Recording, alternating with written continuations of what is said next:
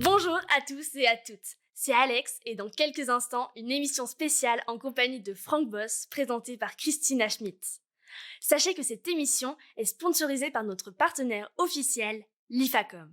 L'IFACOM est un centre de formation d'apprentis en commerce, mais également une MFR située à La Roche-sur-Yon en Vendée. L'IFACOM propose des formations du CAP jusqu'au Bac+5, en passant par le Bac Pro, le BTS et le Bachelor, autour des métiers ayant trait à la relation client comme à la vente. Il propose par exemple un CAP équipier polyvalent du commerce ou un Bac Pro métier du commerce et de la vente. Le but de l'IFACOM La Ferrière est d'offrir à ses étudiants des formations par alternance en se basant sur une pédagogie efficace qui repose sur le vécu en entreprise et l'imprégnation en milieu professionnel. Comme promis, voici l'émission de Christina Schmidt et son invité Frank Boss. Radio Saint-Vincent, au cœur de Rennes Métropole.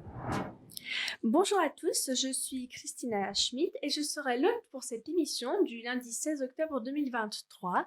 Il est 12h37 et vous êtes bien sur Radio SV. Je suis en compagnie de Noah Burton qui va m'accompagner tout au long de cette émission. Bonjour Noah. Bonjour. Et comment vas-tu ? Ça va très bien, merci. Parfait. Et d'ailleurs, même si vous ne les voyez pas, nous sommes également accompagnés de Maëlys Payan à la technique et de Mathis Letué au stream. C'est grâce à lui que vous pouvez nous voir en direct si vous nous suivez sur notre chaîne YouTube qui est, je le rappelle, Radio Saint-Vincent. Et nous sommes avec notre invité Frank Boss, qui est donc à la fois coach et comédien, mais aussi ingénieur. Bonjour Franck. Bonjour Christina. Comment allez-vous aujourd'hui ? Très bien, enfin un peu triste du match d'hier soir, mais bon. Ah oui, en effet, ça se comprend. Et donc, vous êtes justement avec nous pour nous parler de votre parcours de vie, ainsi que de vos différents projets. Et alors, parcours assez particulier. Oui, justement, j'ai vu ça puisque vous avez eu une formation d'ingénieur dans les premières années de votre vie active et vous avez exercé longtemps, je crois jusqu'à plus de 39 ans. C'est ça. J'ai fait 15 ans dans l'informatique, donc en fait à l'origine j'ai 2 maîtrises et un DESS, plutôt scientifique, c'était très scientifique au départ. Et j'ai travaillé pendant 15 ans d'informatique, 12 ans chez Oracle, qui est un gros éditeur de logiciels, où j'ai été différents postes de formation, d'encadrement de formateurs, responsable de développement commercial, et jusqu'à 39 ans et demi. Voilà, ça m'a mis à 39 ans et demi. D'accord. Et donc justement, on parlera de votre changement de carrière par la suite. Mais juste pour les élèves que ça pourrait intéresser, quelle école est-ce que vous avez fait dans votre formation d'ingénieur ? Alors moi, je n'ai pas fait une école d'ingénieur, je l'ai fait à travers l'université, à travers l'université Paul Sabatier. D'accord. Où en fait j'ai fait une première maîtrise alors à l'époque c'était une maîtrise, c'était des Bac+4 à l'époque. Donc c'était maîtrise de mathématiques appliquées à la mécanique des milieux continus. Donc c'était une formation qui permettait de pouvoir éventuellement intégrer en deuxième année sur titre les écoles d'ingénieurs, comme Supaéro, comme l'ENSICA, enfin donc des écoles où j'ai des amis qui sont rentrés. Et moi, à titre personnel, j'en ai eu marre de ce que je faisais d'un côté scientifique. Et donc je suis allé à l'époque renforcer le côté que j'avais découvert au niveau informatique. Avec une deuxième maîtrise, j'avais repris au niveau maîtrise, au niveau licence, pardon, une deuxième licence maîtrise, MIAGE, maîtrise informatique appliquée à la gestion. Et j'ai complété avec un DSS, donc Bac+5, en management financier et logistique informatique. D'accord. Tout ça fait 25 ans. Voilà. Eh bien, ça fait beaucoup de données techniques. Donc, si nos auditeurs sont intéressés, justement, ils pourront se renseigner sur ces formations qui sont donc possibles via différentes voies. Et tout de suite, on va écouter une première musique qui est donc La vie ne vaut rien d'Alain Souchon. Et je crois qu'elle vous touche plutôt personnellement. Alors, outre le fait que j'aime beaucoup Alain Souchon, j'ai même assisté à un de ses concerts, j'ai failli mourir l'année dernière et cette chanson m'a beaucoup inspiré par rapport à ça. D'accord, eh bien c'est parfait, merci beaucoup et on écoute ça tout de suite. Radio Saint-Vincent, Radio Saint-Vincent, purement breton. Et nous sommes toujours en compagnie de notre invité qui, je le rappelle, est Frank Boss, à la fois ingénieur, coach et comédien. Et nous sommes avec Noah, qui est ma co-animatrice et qui a d'ailleurs plusieurs questions à lui poser. Oui, exactement, Christina. Donc, bonjour Frank Boss. Bonjour Noah. Vous êtes donc comédien, vous avez participé à de nombreux longs métrages, clips et courts métrages. Pour en citer quelques-uns à nos auditeurs, vous avez joué dans Mon pote de Marc Esposito, À la télévision, on vous retrouve notamment dans un épisode de Secret d'Histoire de Stéphane Bern. Vous jouez aussi dans le clip Love It de Christine and the Queen, et encore beaucoup d'autres, donc même si le choix peut être difficile, quel a été votre tournage favori? Tous, je dirais quelque part. Bon, j'ai un coup de cœur particulier pour le film Mon Pod de Marc Esposito, puis c'était la première fois que j'avais un long métrage. J'étais en formation au cours Florent, et quand j'ai appris que j'étais pris sur ce film pour un rôle, waouh, ça a été quelque chose.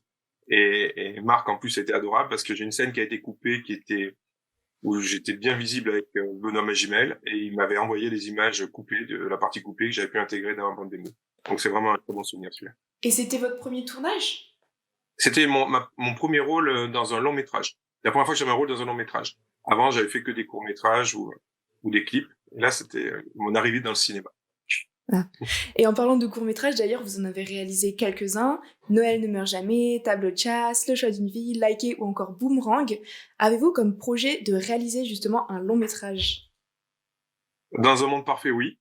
J'ai pour l'instant un projet d'un autre court-métrage plus long, plus ambitieux, qui, je l'espère, m'ouvrira les portes de l'étage au-dessus. En fait, il faut se faire connaître et puis espérer des rencontres. Et oui, ça me plairait très bien de réaliser, ou un long, ou de passer même en fiction télé. Enfin, ce serait une chouette réalisation. Et justement dans vos réalisations, est-ce que vous en avez un que vous avez préféré réaliser par rapport aux autres? J'ai un petit faible pour Tableau de chasse, pour le choix d'une vie qui est un sujet difficile. Celui-là, si j'avais pas écrit ce scénario, c'est pas moi qui l'avais écrit, mais c'est un très joli sujet, compliqué, difficile. Et sinon, j'aime beaucoup aimer aussi Boomerang. C'est un petit clin d'œil Boomerang. Est-ce que justement vous pouvez nous faire un peu, par exemple, le synopsis un peu de Boomerang ou nous renseigner un peu plus sur l'histoire? Alors, si je prends le choix d'une vie, par exemple, c'est un couple qui a du mal à passer à l'étape d'après le deuil qu'ils ont subi. Et pour Boomerang, c'est un homme lâche qui veut se faire plaquer par sa femme et qui essaie de mettre en place un stratagème qui va se retourner contre lui. Et justement, ces courts-métrages, on peut les retrouver sur quelle plateforme? Sur YouTube, sur Vimeo, sur vimeo.com, Ok. /fboss, et on trouve tout ce que j'ai pu faire. Et qu'est-ce qui vous a donné envie de réaliser, de passer du coup de comédien à la réalisation? Ça, c'était un déjeuner que je faisais avec un ami réalisateur. Il y avait le festival Nikon, je sais pas si vous connaissez ce festival, où chaque année, en 2020 maximum, il faut illustrer une thématique. Et il était sec, il cherchait une idée pour le thème de cette année-là. Et c'était le thème Je suis fan. Le thème, il fallait écrire quelque chose, au fait, je suis fan de quelque chose en 2020. Et moi, je dis, écoute, j'ai peut-être une idée. C'est un gars de 40 ans qui croit toujours au Père Noël, et il tue les gens qui lui disent que le Père Noël n'existe pas. Ah, j'aime beaucoup l'idée, écris-le, si ça me plaît, je le fais. Puis je l'ai écrit. Et moi, quand je l'ai écrit, c'était visuel. Je dis, je vois ça comme ça, comme ça. Et là, il me dit, attends, tranquille, si c'est moi qui fais, c'est moi qui vois. Et j'avais une frustration de me dire que ça allait peut-être pas être ce que j'avais en tête. Et du coup, il m'a dit, fais-le, toi. Et voilà comment c'est parti. Donc, c'est parti sur un challenge comme ça. Au départ, je lui dis, mais attends, j'ai jamais réalisé. Il me dit, mais attends, t'as beaucoup tourné, t'as l'expérience, tu t'entoures bien. Et ça m'a donné l'envie de continuer. Et c'est fou, ça veut dire que c'est vraiment ça qui vous a propulsé un peu dans la réalisation, parce qu'après vous êtes plus arrêté, vous continuez encore de réaliser. Ah, j'avais même fait un court-métrage de 20 minutes. Enfin, donc, là, pour l'instant, et puis j'ai envie d'en faire plus, quoi. J'ai envie de continuer. Hein. Ça me plaît. Ça, j'aime beaucoup passer de ce qu'il y a dans la tête et de voir ça prendre jour, quoi. Les idées que l'on a s'animer. Ouais, vivre. voir un peu le rendu de ce qu'on a en tête et ça. Et donc, comme le disait Christina juste avant, vous êtes également coach spécialisé en management et communication en entreprise. Alors, c'est un profil qui est tout à fait différent de comédien. Et comment vous faites pour faire le parallèle entre ces deux professions qui, j'imagine, doivent prendre chacune beaucoup de temps? En fait, l'avantage que j'ai, c'est que je peux organiser mon temps un petit peu comme je le souhaite, puisque je suis salarié mais associé dans une structure. Donc, j'ai, on va dire, une grande latitude, et que si j'ai un gros projet qui tombe côté comédien, je peux facilement, en général, aménager mon emploi du temps, me libérer des dates et tout pour pouvoir tourner. Donc ça, c'est la chance que j'ai. Donc, et puis j'ai des clients très compréhensifs. Ça m'est arrivé une fois, par exemple, sur Cassandre. J'ai fait un rôle sur la série Cassandre sur France 3, où j'avais 3 jours de tournage. Et au dernier moment, une des 3 journées, on m'appelle en me disant, écoute, désolé, la comédienne n'est pas disponible, il faut décaler une date. Et cette date-là, j'avais normalement une formation et j'appelais mon client en lui disant, écoutez, j'ai un souci. J'ai une date qui était prévue sur notre créneau et puis on me demande cette créneau-là. Est-ce que c'est gênant si on décale votre date? Sinon, tant pis, je garde votre date et je dirai non à l'autre, à la série. Non, mais pas de problème, on décale et ça s'est super bien passé. Eh bien, c'est parfait. Je me permets de reprendre la parole. Justement, moi, ce qui m'intéresse, enfin, et que je pense qui plaira également à nos auditeurs, c'est vraiment comment vous êtes passé d'un métier d'ingénieur à tout ce qui touche au monde du spectacle, puisque c'est quand même, c'est pas comme si vous étiez passé d'un métier d'ingénieur à un technicien dans un autre domaine de l'ingénierie. Mais là, c'est vraiment un grand écart professionnel. Alors disons que moi, ça fait longtemps que je suis passionné par le cinéma. Quand j'étais gamin, me planquer derrière la porte quand mes parents regardaient des films alors qu'ils étaient censés dormir, au moins écouter ce qui se passait, ce qui se jouait. Et j'ai fait de la figuration par hasard dans 2 films quand j'avais 25 ans. Problème, manque de confiance en moi. Enfin, c'était vraiment du hasard. Ça se tournait chez moi dans le sud-ouest.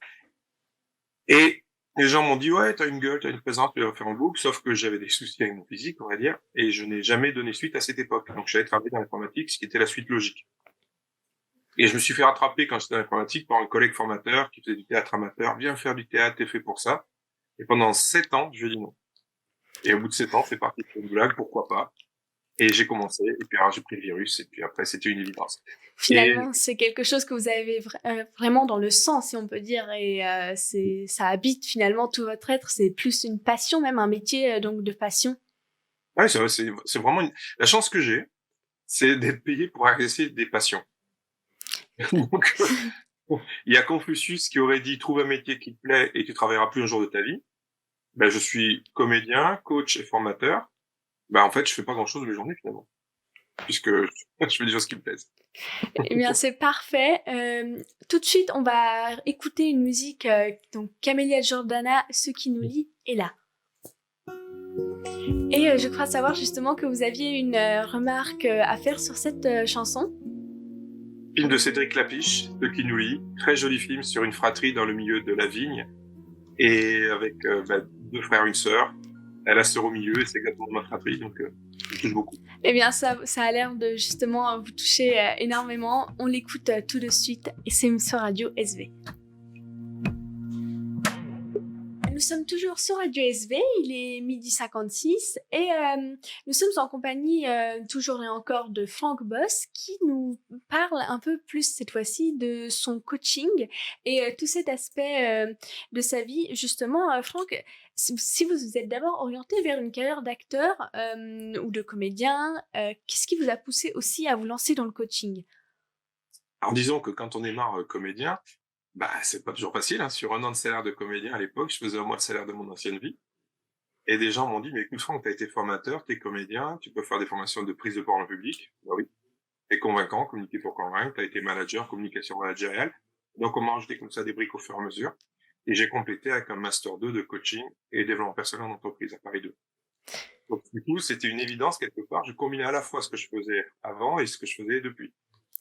Et donc justement, en tant que formateur, aujourd'hui vous nous avez dit que vous aviez un emploi du temps plutôt flexible, mais vous proposez des formations pour divers publics. Vous vous adressez, je pense, généralement plus aux entreprises? Ah oui, c'est vraiment en entreprise. On a 2/3 de l'activité en plus qui est dans un domaine particulier, qui est le domaine de la santé. Parce qu'on accompagne des grands groupes de cliniques, d'EHPAD, mais aussi des hôpitaux. On est dans une 15aine d'hôpitaux en France, puis même en Martinique. On fait des séminaires de cohésion pour les comités de direction, on accompagne des formations pour les personnes en situation managériale. Enfin, on a vraiment toute une palette pour accompagner les gens pour être plus à l'aise dans leur métier, dans leur fonction. D'accord. Et vous justement, ce que vous proposez, ce sont plus des formations comme indiqué sur le coaching et vraiment la relation entre les individus, les employés, mais aussi dans le management.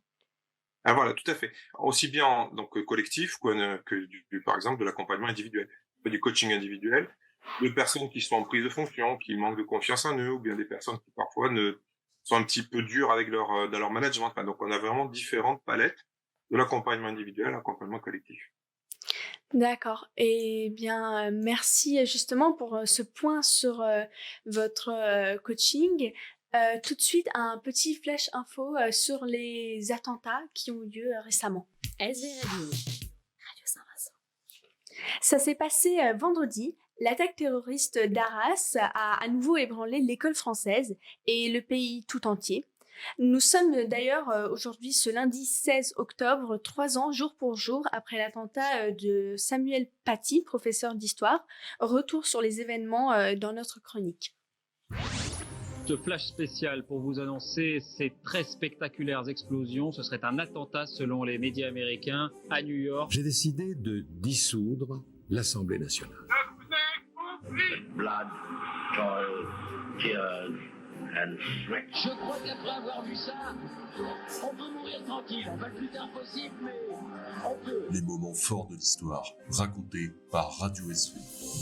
Bonjour à tous, je suis en compagnie d'Anne-Sophie Bernard, professeure d'histoire-géographie au lycée Saint-Vincent. Bonjour. Bonjour Laura. Et aujourd'hui, c'est d'un sujet douloureux pour les professeurs d'histoire-géographie et l'éducation nationale tout entière dont nous traitons. Le 16 octobre 2020, Samuel Paty, professeur d'histoire-géographie dans un collège de Conflans-Sainte-Honorine, était décapité pour avoir montré des caricatures du prophète Mahomet à ses élèves. Cet attentat, effroyable par le geste, l'est aussi par le symbole. Qui était donc Samuel Paty et comment expliquer l'acte abominable dont il a fait l'objet ? Samuel Paty avait 47 ans. Il était professeur d'histoire-géographie dans un collège de Conflans-Sainte-Honorine dans les Yvelines, un établissement jugé plutôt tranquille. Or, le 16 octobre, alors que les vacances de la Toussaint débutent tout juste, il est assassiné, décapité en pleine rue, par un jeune homme radicalisé de 18 ans, 10 jours après avoir montré des caricatures du prophète Mahomet à sa classe de 4e. Quels événements ont conduit à cet acte absolument inqualifiable ? Si ce crime a provoqué l'effroi, au-delà du mode opératoire particulièrement barbare, puisque Samuel Paty est poignardé et décapité, c'est aussi en raison de son engrenage particulièrement insidieux, né du mensonge d'une collégienne, récupéré et médiatisé par des adultes irresponsables et malveillants, et qui s'est refermé comme un piège sur l'enseignant. Les parents de la collégienne ont mis de l'huile sur le feu en publiant des vidéos sur les réseaux sociaux incriminant Samuel Paty. Et le 16 octobre, un jeune homme de 18 ans, russe d'origine tchétchène, est radicalisé et qui reprochait à l'enseignant d'avoir montré en classe ses caricatures dans le cadre d'un cours sur la liberté d'expression, a décidé de passer à l'acte en tuant Samuel Paty en pleine rue, à 2 pas de son établissement. Est-ce la première fois que le terrorisme s'invite à l'école ? Eh bien, l'expression est juste. Le terrorisme s'est malheureusement invité ce jour-là à l'école républicaine, car Samuel Paty n'a fait que son devoir d'enseignant. Mais hélas non, d'autres faits assez récents ont touché le sanctuaire républicain qu'est l'école. On peut penser à ce qui s'était passé à Toulouse en 2012, lorsque Mohamed Merah avait surgi et tué un enseignant et 3 enfants devant l'école Ozar Hatorah. Samuel Paty est-il devenu une figure martyre de l'école républicaine ?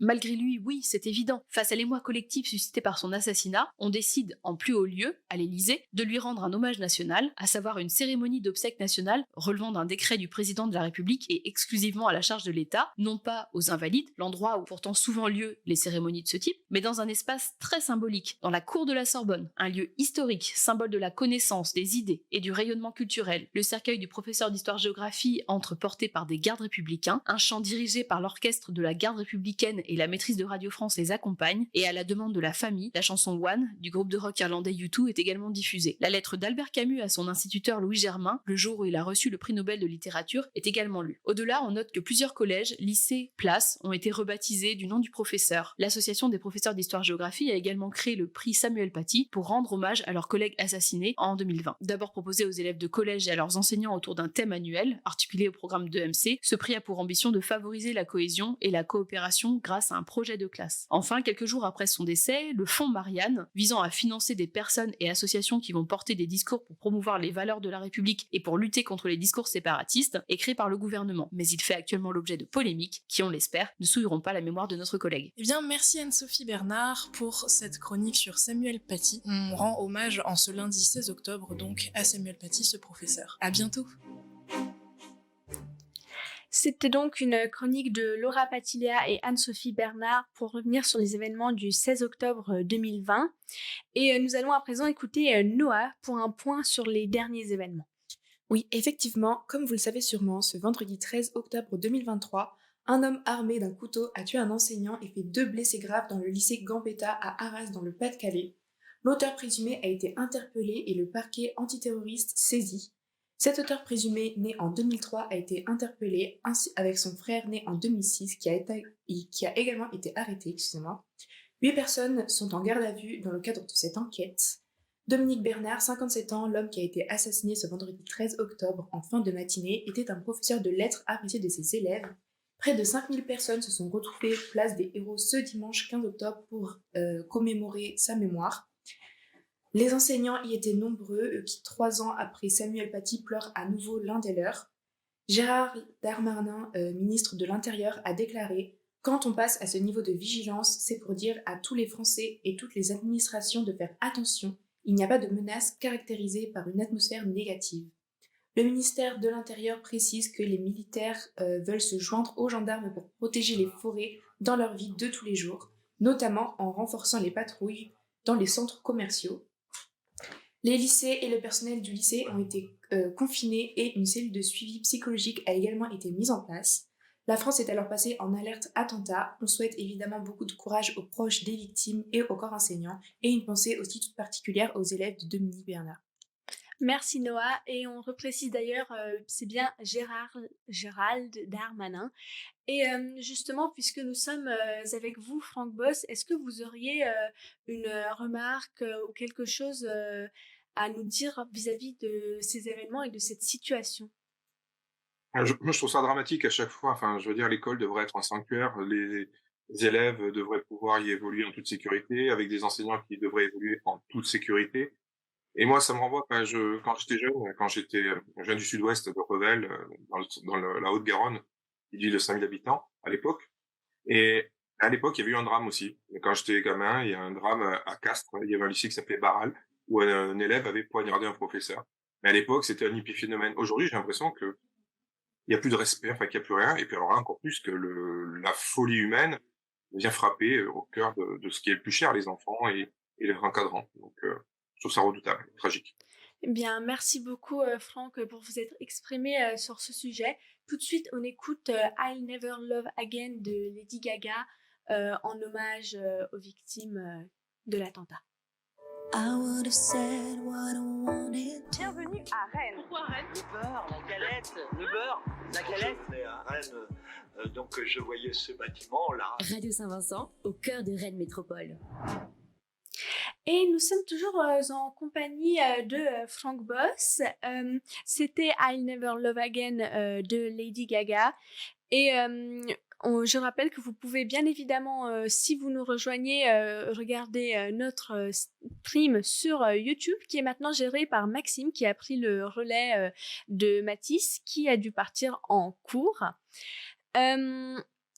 Justement, Franck, j'avais une question qui toucherait un peu plus les élèves qui, cette fois-ci, hésiteraient peut-être même à s'orienter dans le milieu, finalement, du cinéma ou même tout ce qui peut être un peu artistique. Ça peut souvent faire peur. Est-ce que toi, tu pourrais dire quelque chose là-dessus? Alors, au niveau de la peur, oui, que ça fasse peur, c'est normal. Il n'y a pas de souci sur la peur. L'inconnu fait toujours peur. L'inconnu fait toujours peur. Et moi, j'ai une citation que j'aime beaucoup, qui est tirée d'un film qui s'appelle Les Bronzés. Donc, c'est un vieux film qui a dû vieillir un petit peu, dans lequel le personnage dit « Oublie que t'as aucune chance, fonce, on sait jamais, sur un malentendu, ça peut marcher. » Donc, oui, ok, peur, très bien, mais on peut réussir aussi. Il y a que seulement 8% des peurs qui sont fondées. Donc, autant oser quand on a envie. Par contre, j'avais une prof en première année au cours Florent, Suzanne Marot, qui avait une phrase qu'elle nous avait dite. Elle nous avait dit: si vous voulez devenir comédien, il faut que ce soit vital. Il y a personne qui vous oblige. Vous allez raconter des textes dont personne, dont tout le monde se moque, etc. et tout. Mais si vous y allez, donc il faut que ce soit vital pour vous. Sinon, allez faire autre chose. Et il n'y a pas que le métier de comédien, aussi les métiers des techniciens du spectacle qui sont aussi fabuleux. Et que pour des personnes peuvent approcher aussi s'ils le souhaitent. Oui, donc finalement, vous, votre métier, c'est vraiment quelque chose, comme on a pu en parler tout à l'heure, qui respire la passion, et ça se sent justement quand vous en parlez. C'est vraiment quelque chose qui vous fait vivre et qui vous procure de la joie. Et après, bien évidemment, le milieu est très vaste et il y a énormément de possibilités. D'ailleurs, vous, quand vous travaillez sur un film ou enfin un court-métrage, vous êtes entouré d'une grande équipe. Ça demande finalement énormément de monde de réaliser un projet comme ça. On s'en rend pas compte. Alors, mon premier court-métrage qui durait 6-7 minutes, j'avais une trentaine de personnes au générique. Donc, pour faire 6-7 minutes. Donc, ça prend beaucoup de monde. Les génériques des films, quand on les regarde au cinéma, ils sont très longs. Très très longs. Pourquoi ils sont aussi longs? Parce qu'on a besoin de tout le monde. Enfin, les gens ne sont pas dans la philanthropie, ils se disent pas tiens, le pauvre il s'ennuie, je vais le prendre sur mon tournage. Non. S'il y a autant de monde, c'est qu'on a besoin de ces gens-là. Oui, finalement, c'est pour ça que même quand on pense à un film qui a un grand budget, finalement, le grand budget est totalement utilisé et presque chaque centime est dépensé. Vraiment, c'est... Alors, il n'est pas dépensé sur la même chose que quand on fait un court-métrage. En général, sur les gros films, les grosses productions, c'est beaucoup les salaires des comédiens. En effet. Quand on fait le court-métrage, c'est plutôt le matériel, c'est la régie pour que tout le monde puisse manger un peu correctement. C'est là que l'argent passe, quoi, en général. Oui, et donc vous, là, sur votre premier court-métrage, vous aviez une 30aine de personnes. Je suppose que pour recruter, ça a dû être compliqué. Pas du tout, en fait, c'est ça qui est surprenant. Il y a très peu d'économies de courts-métrages. Il y a quelques courts-métrages dans l'année qui sont produits, qui ont des budgets, mais la plupart sont en autoproduction. Eh bien, les gens viennent parce que vous les avez croisés sur un tournage, parce que ce sont des jeunes qui sortent d'école, qui veulent faire leur preuve, des comédiens qui veulent des images pour leur bande démo. Donc, en fait, j'ai un beau réseau. J'avais beaucoup tourné déjà. J'ai fait beaucoup de courts-métrages avant de faire des projets pro. Donc, j'ai un gros réseau. Donc, j'ai pas mal de gens qui sont prêts à m'aider ou me donner des personnes qui sont prêtes à venir. Donc, ça, c'est vraiment très sympa. Mais d'ailleurs, justement, là, vous avez parlé de réseau. C'est essentiel d'avoir des contacts et de connaître beaucoup de monde dans le milieu. Je pense que votre carnet d'adresses doit être plein de contacts. Oui, même s'il est parti de zéro, puisqu'au départ, j'avais pas de contact. Donc, j'ai démarré de zéro. Donc, on fait son contact.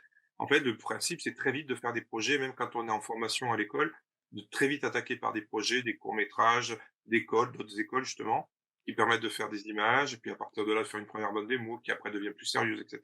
Donc, c'est vraiment on va dire un engrenage positif, un secteur positif. Et d'ailleurs, vous avez également commencé au théâtre. Est-ce que aujourd'hui, vous auriez une pièce que vous envisageriez peut-être de mettre en scène ou dans laquelle vous voudriez jouer, ou maintenant vous vous concentrez exclusivement sur le milieu cinématographique? Ah non, moi j'adore le théâtre. C'est d'ailleurs dommage parce que il y a des familles, il y a des petites familles. Moi aujourd'hui, je suis pas vraiment dans une famille du théâtre. Encore que j'ai une amie qui a un projet qu'elle aimerait monter sur 3 avocats qui sont au purgatoire. Donc ça, c'est quelque chose qui pourrait beaucoup me plaire si elle va au bout. Non, moi je rêve d'avoir des petits projets, des beaux projets théâtraux, ça c'est clair. Et donc, vous n'avez jamais fait partie d'une troupe de théâtre? Alors, pas vraiment dédié, j'ai déjà fait plusieurs pièces, mais c'était au coup par coup. Et par exemple, j'ai produit une pièce en 2012 pour Avignon, dans laquelle je jouais, donc j'ai fait le Festival d'Avignon en 2012 pendant un mois. Parfait. Eh bien, merci beaucoup pour tous ces renseignements. On écoute tout de suite d'ailleurs la chanson La Rose et l'Armure de Antoine Elie. Elle vous parle beaucoup également. D'ailleurs, toute cette playlist a été sélectionnée personnellement selon vos soins. En quoi cette musique vraiment vous touche si particulièrement? Eh bien, elle me rappelle beaucoup ma récente femme, puisque je suis marié depuis un mois. Félicitations. Merci. Mais ça fait quelques années qu'on se connaît. Et c'est vraiment tout à fait elle que ça caractérise avec sa petite armure, sa rose et son armure par-dessus elle. Donc, eh bien, parfait. On l'écoute tout de suite. Il y a de la place sur mon épaule pour une rose. Je vous propose tout de suite une courte pause avec nos partenaires. Ah, et ben enfin le week-end. M'en parle pas. Je vais passer mon week-end à visiter des écoles. Je sais toujours pas ce que je veux faire. Ah, attends, excuse-moi. Oh, yes! Qu'est-ce qui se passe? J'ai été prise dans mon école. Ah bon? Où ça? À Sup de Vinci. Sup de Vinci? C'est une école d'informatique à Rennes proposant des formations du post-bac au master. Ça te dit rien? Pourtant, toi qui es branché informatique, je suis sûre que ça te plairait. Sup de Vinci propose un cycle préparatoire sur 2 ans. Le matin est certes concentré sur la théorie, mais l'après-midi, c'est que de la pratique. Ah, je me laisserais bien tenter. Mais viens avec moi, demain j'y retourne pour chercher des papiers. Profites-en. Ah ouais? Bonne idée. Bon bah, à demain alors. À demain. Tu as vu comment on a coaché les jeunes hier? Mais carrément! Ça m'a fait penser à notre idée de start-up. Non mais les gars, vous êtes complètement à côté de la plaque. Ça ne marchera jamais. Il y a déjà l'ESCA. Vous pourrez pas leur faire concurrence. Ils ont déjà 6 sites en France et 2 à l'international. En plus, ils ont 3 des plus prestigieuses accréditations internationales qui sont réservées aux meilleures écoles de management du monde. Et puis l'ESCA, c'est déjà la garantie de devenir un acteur du monde de demain compétent. Vous ne pourrez jamais rivaliser avec eux. En revanche, vous pourriez les rejoindre. Ah effectivement, ça donne à réfléchir. Au plus proche de toi. Pardon, nous sommes toujours en compagnie de Franck. Franck, où es-tu d'ailleurs? À Bagneux, à côté de Paris. Justement, il fait pas trop froid là-bas? Et il fait soleil mais froid, il doit faire dans les 10 degrés. Mais je prends le train pour Marseille tout à l'heure, donc je vais aller vers du 21 degrés. D'accord, eh bien on espère que vous aurez un peu plus chaud par la suite. Justement, Noah, quelle est la météo pour cette semaine? Eh bien, nous, on va rester du côté de Rennes et pour cette semaine, vous pouvez vous attendre à quelques éclaircies, mais les températures, elles ne sont pas au rendez-vous. Pour cet après-midi, elles ne dépasseront pas les 16 degrés et si vous êtes sur les côtes, attendez-vous également à un peu de vent. Demain, nous prévoyons des précipitations sur toute la Bretagne, les températures ne dépasseront pas les 16 degrés non plus. Mercredi, toujours de légères précipitations avec des températures un peu plus généreuses jusqu'à 21 degrés à Rennes. Malheureusement, le vent s'est invité en Bretagne pour la fin de semaine, alors couvrez-vous bien. Mercredi et jeudi, il sera entre 25 et 50 km/h. Vendredi, toujours de la pluie et des températures entre 8 et 15 degrés. Et pour votre week-end, quelques précipitations mais également de petites éclaircies prévues dimanche. Bien, merci beaucoup Noah. On espère justement que le temps ne va pas trop se dégrader sur la suite. Tout de suite, on va écouter Under de Alex Hepburn. Un max de tubes pour un max d'ambiance sur RSV. Radio Saint-Vincent, au plus proche de toi. C'était donc Hepburn, il est 13h25 sur Radio SV. C'était donc la dernière musique de notre émission puisque nous allons malheureusement devoir bientôt nous quitter. Franck, vous aviez d'ailleurs un dernier commentaire justement à peut-être nous faire, dont vous vouliez nous faire part sur cette émission et sur justement cette musique qui est également très personnelle pour vous. Tout à fait, c'est une musique que j'aimais bien à la base. Et en plus, l'année dernière, quand j'étais après mon épisode de santé difficile, j'étais en convalescence chez ma sœur. Et ma nièce écoutait souvent cette chanson que j'aimais déjà beaucoup avant. C'était un joli moment de complicité avec elle, avec Sophie, ma nièce, qui d'ailleurs avait joué aussi dans mon court-métrage Le choix d'une vie. Donc, un petit coup de cœur pour cette chanson. Oui, eh bien ça a dû vraiment vous faire plaisir de pouvoir entendre cette musique. Merci d'ailleurs beaucoup à vous d'avoir accepté finalement cette émission et de passer ce temps avec nous. Ça nous a vraiment fait très plaisir et je pense que les auditeurs ont aussi d'ailleurs été très heureux de vous entendre et d'en apprendre un peu plus sur vous, de vous découvrir. Donc merci de m'avoir invité. Et je tenais d'ailleurs à remercier Noah qui m'a co-animé tout au long de cette émission. Merci à toi. Et Noah donc qui nous a d'ailleurs aussi présenté la météo et le retour sur les attentats qui ont eu lieu il y a quelques jours. Merci également à Maxime Verdier qui a remplacé Mathis à la technique, mais également à Maëlys Payan qui nous a assisté à la technique tout du long, et à Monsieur Ferrezou, qui est donc le responsable de la radio Saint-Vincent, qui nous aide continuellement tout au long finalement de nos émissions et en majorité. D'ailleurs, Noah, tu voulais encore rajouter quelque chose?